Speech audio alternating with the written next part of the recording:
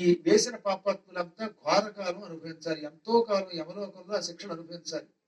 కాబట్టి నోరుంది కదా అని, మనకేదో యూట్యూబ్ ఛానల్ ఉంది కదా అని, లేకపోతే ఇంకోటి ఉంది కదా అని పిచ్చి పిచ్చిగా వ్యాఖ్యలు రాయకూడదు, ఒకరి మీద అభాండం వేయకూడదు. వేశారా అవతలి వాడు ఒకవేళ నిజంగా కొన్ని పాపాలు చేసి ఉంటే పర్వాలేదు, కానీ చెయ్యకపోతే నువ్వు ఇహపరాలు లేక నాశనం అవుతావు. ఇంతకాలం అభాండం వేయడం వల్ల వారి వంశానికి సంబంధించిన పాపాలను నువ్వు అనుభవిస్తావు. తప్పు చేస్తే వెయ్యి, తప్పు చేశాడో లేదు నీకు తెలియదు కదా. అనవసరంగా అభాండం వేస్తే అతని దోషాలు, అతని వంశం దోషాలు, అతనికి రాబోయే తరాల దోషాలు, అతని తరాల్లో వెళ్ళిపోయిన వాళ్ళ దోషాలు కూడా వీడికి వస్తాయండి. అనగా పద్మాగర్ గారి మీద ఒక ఆయన అభాండం వేశాడు. నేను తప్పు చేయలేదు కానీ అన్యాయంగా వేశాడు.